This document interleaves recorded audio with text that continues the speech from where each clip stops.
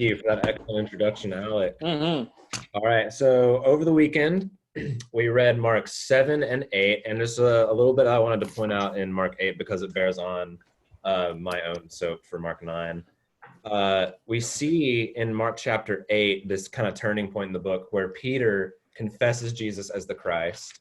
And then right after that, we have Jesus foretelling his death and resurrection and saying the whole, if anyone will come after me, let him deny himself, take up his cross, and follow me. So he's foretelling his death and resurrection and then giving a brief little teaching on discipleship, which is a pattern we're going to see in the next few chapters in Mark.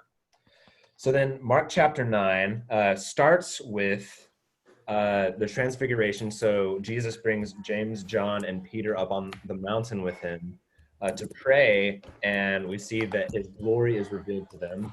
He's transfigured before them. Elijah and Moses appear, and the cloud overshadows the disciples that are there. And the Father says, "This is my son, listen to him," concerning Jesus. And when they're coming back down the mountain and they see that Jesus' disciples down at the bottom of the mountain have been unable to cast out a demon from this child. And Jesus kind of gets frustrated with them for their lack of faith. And he heals the child. Then once again here, we see Jesus foretelling his death and resurrection. And the disciples kind of foolishly arguing over which of them is the greatest. And then we have Jesus teaching on discipleship again. So the verses that kind of stuck out to me from this were verses 30 through 35, and they say this.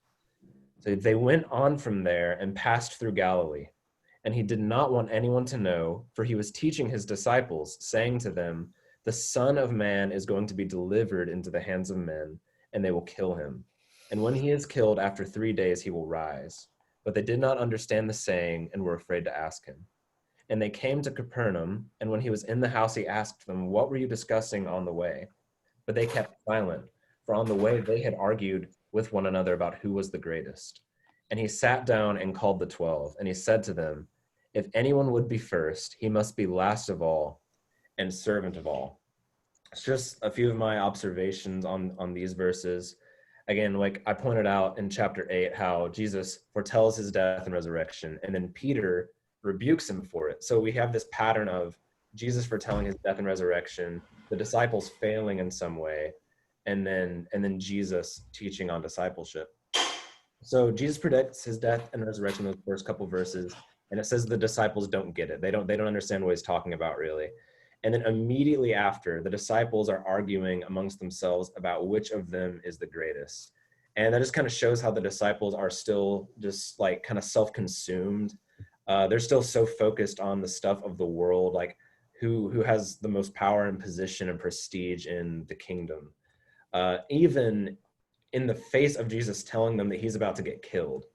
So they're not understanding that Jesus is calling them to take up their cross, to actually follow him in his death. So then Jesus explains to them how the values and power structure of his kingdom are upside down from those of the world. So the greatest in his kingdom are those who are last and least, the humble and those in the lowest positions. And this is supposed to be intentional. I noticed he says, "If anyone would be first, he must be last and servant of all." So what he's saying there is like, if you want to be great in my kingdom, this is how to do it. Like you need to be intentional about humbling yourself, lowering yourself, and serving other people. And so just one way I applied it to myself is I just kind of asked myself the question, like, how often do I hear God speak to me in some way and then like immediately forget about it and go back to like pursuing my own things? So like, how often do I make it all about me and get lost in my own pursuits, even in the face of God's greater purpose that he's showing, just like the disciples?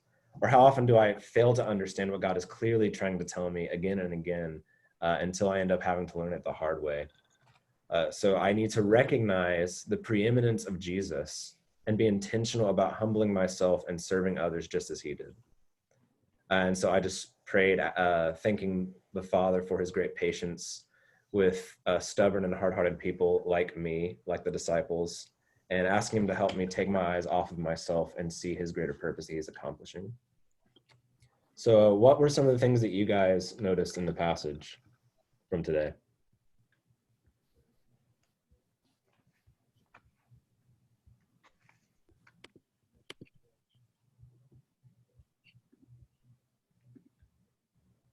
I don't have the ability to unmute people.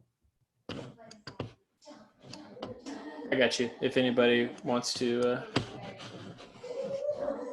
speak up.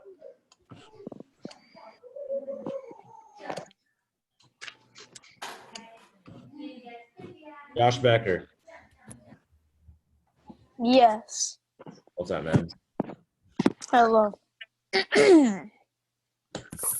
So what did you get out of Mark chapter 9? Are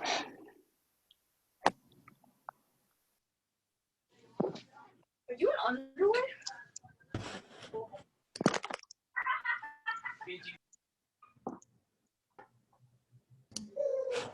Speed reading it right now? Hey, one thing that I thought, Josh, we can go back to you.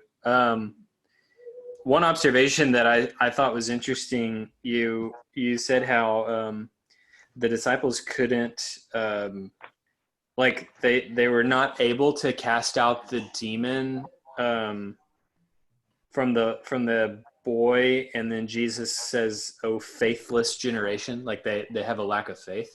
Yeah.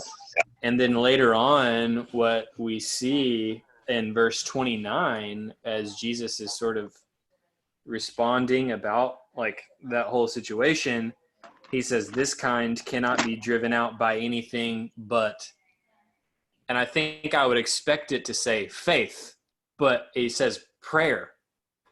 So I just noticed like a strong connection between faith and prayer.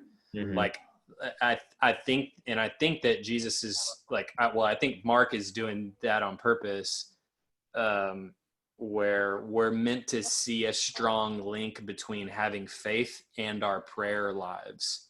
And that's something that I personally have been just kind of convicted by lately, is, the amount of prayer and the amount of time that I spend in prayer, and kind of my constant connection with the Lord is directly linked to my faith. I think like my amount of faith should go up with my amount of prayer. Like the two should be linked together. And I think that that's what's happening there. So that's something that I kind of thought of.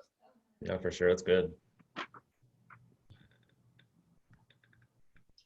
I liked in verse 23, well, really starting right before that. In 22, he says, "But if you can do anything, have compassion on us and help us." And I like Jesus's response here. I don't know if anybody else read it like this, but in verse 23, it says, "And Jesus said to him, if you can," If you can. Yeah. And that's totally different than how the leper approached Jesus. The leper said, "If you are willing," and that's earlier on. And so we see the contrast of the two people approaching Jesus in need, knowing they need Jesus to do this. To whereas the leper is very, very humble and says, "If you are willing," and this one's like, "If you can," and I don't know if that was his exact tone or anything, but that's how I read it. And then especially when he's talking about right after, I love verse 24. I've felt this so many times in my own life. It says, "Immediately the father of the child cried out and said, 'I believe, but help my unbelief.'" And so he is experiencing doubts, but he knows, there's so much just packed in there. But he's saying, "Help my unbelief." And that's interesting, right? Because sometimes we think, "Oh, just believe it. Just do it. Just believe it." And sometimes we might be maybe afraid or ashamed, or some other emotion makes us think to ourselves, I can't, so we don't speak up about that. But it's interesting that he goes to the source of our faith, which is Christ, and says, "Help my unbelief." So it's like like he needs to receive the healing, or there needs to be received healing, there also needs to be received belief that can come from Jesus, and he's asking Jesus for it. So I thought that was very, very, I just thought that was really cool and something that really stuck out to me. So he's saying, I believe, but help my unbelief. And Jesus is the one that can help that as well. So us, and each of us individually, can go to the Lord and ask, help my unbelief, right? Grow my faith. Like, please give me that gift of belief and the gift of faith. That's something we can all do. Yeah, I think oftentimes we think, sorry, Braden, it's like either I'm in a state of belief or I'm in a state of unbelief. Like it's one or the other. And this is the example of like, no, you can be trusting Jesus and need to trust Jesus more. And it's something that we grow in. I think that's really important for us and, you know, for students as well, to, if you can grasp that now, to realize your faith is just not something that you kind of had this one time and then it kind of is going to stay constant. The amount of faith you have should be something that grows and something that you're asking Jesus for, just like Ryan said. So that's a really good, like, just one verse there packs so much. Yeah. And I think it's significant that even, Jesus still healed the child. Like, he didn't wait for the father's faith to get there, Mm-hmm. to act on his behalf. He's great enough to make up for our lack of faith. It's good. Jessica Tan, what were your thoughts on Mark chapter 9?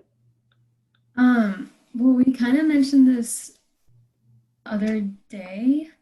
I don't know who it was, but we talked about how at the end of chapter 9, at least my Bible, it says the warning from Jesus as like the title.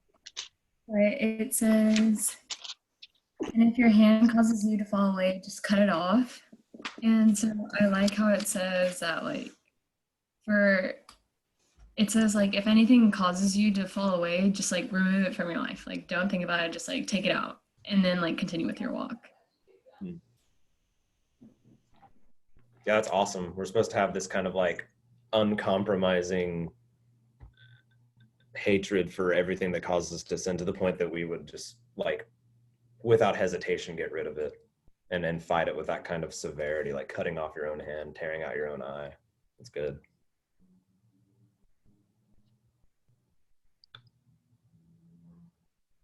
Josh Boozer. Yes. What were your thoughts on Mark chapter 9? Well, I thought how that it's saying, like, in Dodie, how they're saying they left that place and passed through Galilee. Jesus did not want anyone to know where they were. I was just thinking how they immediately, like, leave them after what he just did. And you see that so much, how every time, like, Jesus does a miracle, he goes off. And I thought, how it's always like that. But then it also says, then he goes to a house of a,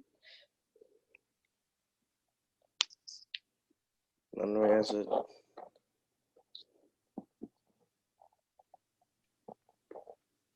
Well, anyway, I thought it was interesting how he always goes off. Yeah, that's definitely interesting, for sure. What do you like about that? Like, why is that good? Or, like, what sticks out to you about that specifically? Well, I always think that when he goes off, he's going off to be with his father and the disciples. So, like, he can grow more. Mm-hmm. And, like, also teach the disciples instead of just, like, impressing everyone. Right. So that's good. He either goes away to be with his father or the disciples to like recharge, or he moves on to the next town, right? That he knows he's on mission. And so that's good, man. Thanks for sharing.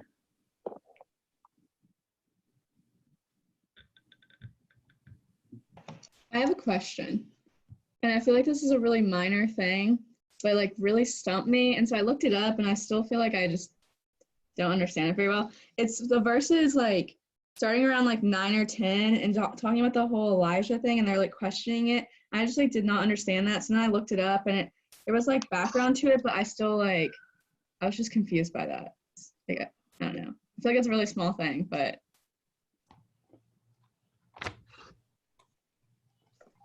Yeah, so in the very last book of the Old Testament, the book of Malachi, Pronounced Malachi. Malachi. Yes. Sorry. He's Italian. Thanks for the correction. Mm-hmm. That's a joke, by the way. That's not true. Wipe that from your memory. I never said that. Okay, bye.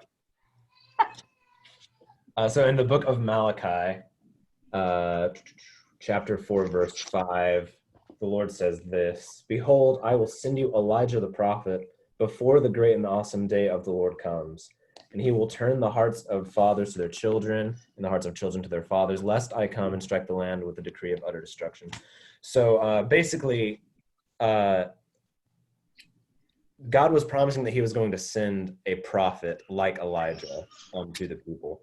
And so in these verses, they're talking about the scribes say that Elijah must come first before the day of the Lord. Before Messiah comes, Elijah has to come first. And Jesus, in one of the other gospels, I think he says it in Matthew, in this parallel passage, but he talks about, here it is. So yeah, they say, "Why do the scribes say that Elijah must come first?" And he answered, "Elijah does come and he will restore all things. But I tell you that Elijah has already come and they did not recognize him, but did to him whatever they pleased. So also the Son of Man will certainly suffer at their hands." Then the disciples understood that he was speaking to them of John the Baptist. So the idea was that this prophet, like Elijah, was going to come and prepare the way for the Messiah. And Jesus is telling his disciples that prophet was John the Baptist. So John the Baptist, as they're referring to him here, is the prophet like Elijah, if that makes sense. Does that answer your question adequately? yeah, thank you. Sorry, Braden, I missed it. I know you read from 4. Did you read from chapter 3, which explains like the John the Baptist part? 3:1. Malachi 3:1? Yeah. I did not know. That just helps explain the John the Baptist. It says, "Behold, I send my messenger and he will prepare the way before me." Right? And so that is that's why some of them thought that John the Baptist was Elijah, or that Jesus, they were, like you said, they were expectant of him. So he was a very, like, they would have been in the back of their mind. So yeah, Courtney, that's a great question. Don't think of that stuff as minor, because that helps us connect the Bible to itself, and knowing that it's all connected. It's one big story. And so understanding the Old Testament and New Testament, how they play into each other, it's really cool, and it's really helped me to just appreciate and love and trust the Lord that much more too. So never think that's too minor. That's good.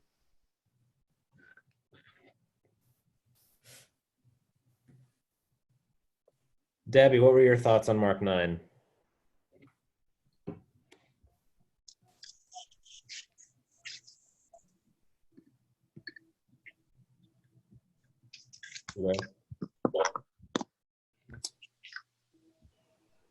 Okay.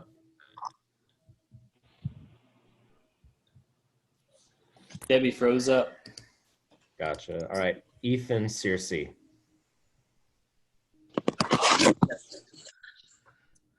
Let me see. I just had it here highlighted. I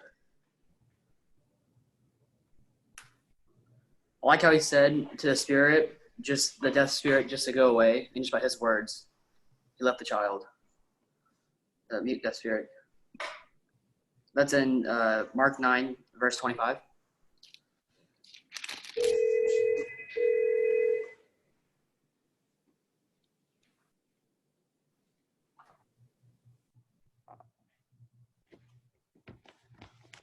Yeah, so what stuck out to you about that? I guess that it was just really cool how just his words of it and just commanding the spirit to leave and just left. Yeah, that's awesome. Shows like the divine power of Jesus. Yeah, for sure. For sure. He's got authority over the demons, over everything.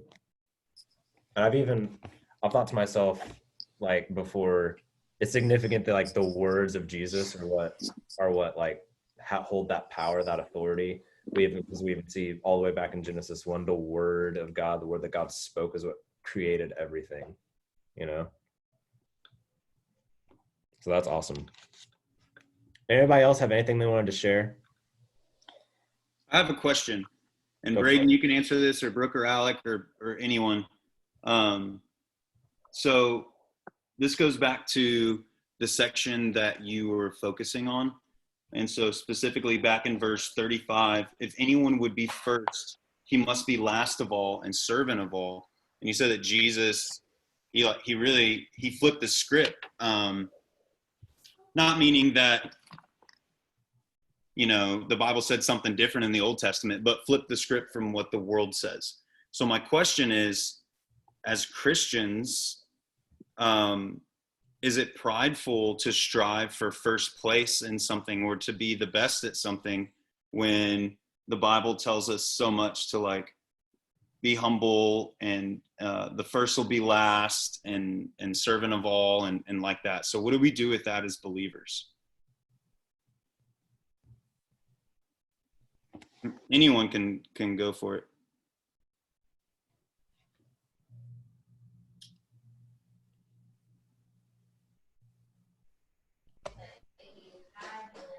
I'll let one of you guys take this. Brooke, what do you think? I mean, if we're talking about, like, is it okay as believers to want to be, like, the best at something? Is that your question, Ryan? No, well, it really goes, the question is, it's more of like a perspective than anything. So how do we reconcile the, you know, the first will be last, the last will be first, you know, to be lowly, you must be last of all and servant of all. If we strive to be the best at something, or, you know, the CEO or whatever it is, how do we reconcile those things? Is that selfish? I mean, I think it comes down to recognizing like our purpose, you know, in life, and you can still be the CEO of a company and glorify the Lord with the way that you are conducting your life. And it's, I mean, the same thing at school or in ministry, or, you know, fill in the blank with any area of our life. That was one of the verses that I wrote down with my soap today.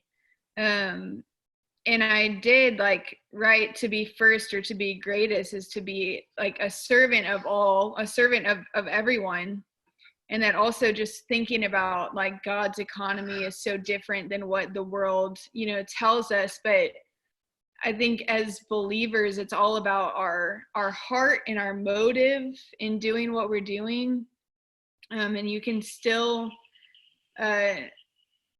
be the best at something, give any like extracurricular or sport or whatever, and still be humble and have, you know, the humility and seek to be a servant leader like Jesus modeled for us. So those are my thoughts and what came to mind as I was thinking about what that actually looks like in the life of a believer.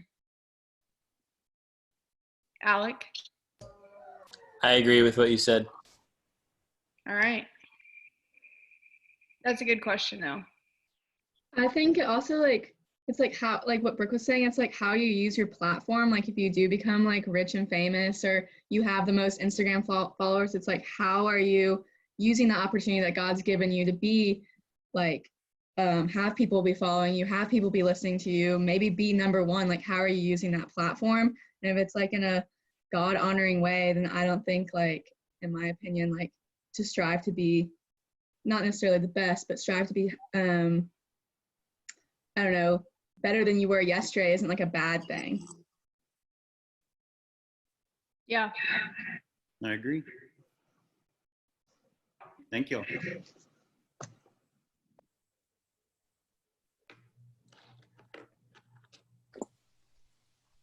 I just think it's kind of weird how the disciples were kind of arguing who was the best, basically in front of Jesus.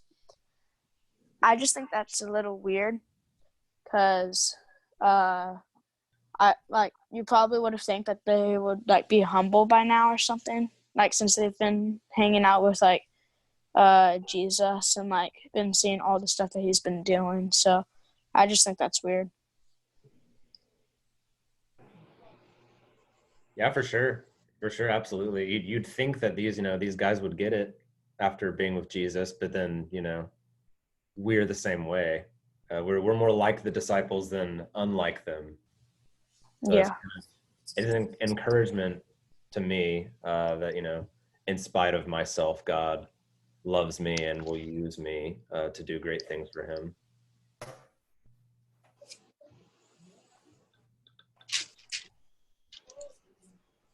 Did anybody else have anything to share from Mark 9 today? I just think it's great the way that Jesus carries himself throughout this passage, in the sense that he shows his power and also shows himself the way that he has to be. In the sense that at the end he says that a demon can be casted out by prayer, giving glory to God, and the way he carried himself throughout this whole entire thing. I just think and it's something that we have to apply to our lives to try to strive for that God-honoring way that you can be the best you can. For sure. That's awesome, man. Thank you.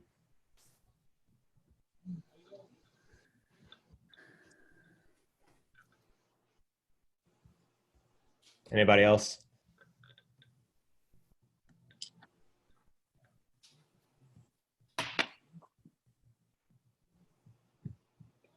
All right. I think we'll go ahead and wrap up then. Thank all of you for being here. We'll be here same time tomorrow with Mark chapter 10. Brooke, would you mind praying us out? I would love to. I was also going to say, if y'all don't follow us on social media, now you know.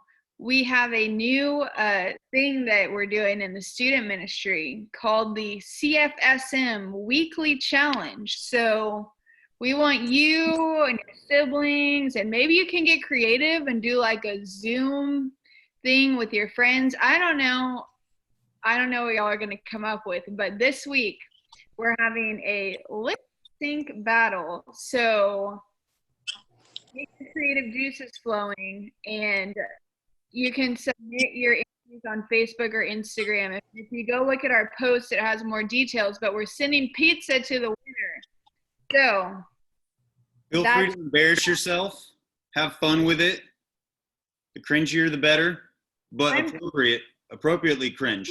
Excited to see Ryan and Britta and their animals, because I know that it's going to be fantastic. We do it almost every day anyway, so now we finally get to put that to use, so we're pumped about that. Yes, so that's all. Just wanted to get that out there. You just have to submit it by Wednesday at like whatever time, basically by Thursday. But get that ball rolling, get together with your friends. I mean, not physically, but virtually, and come up with something good.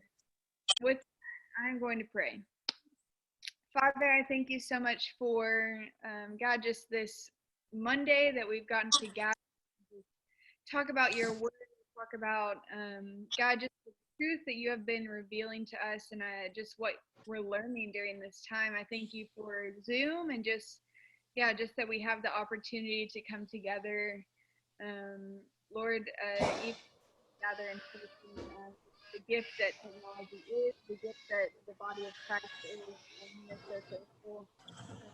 And Lord, we love you, and in Jesus' name we pray. Amen. Amen. Amen. See y'all tomorrow. Adios, guys. See ya.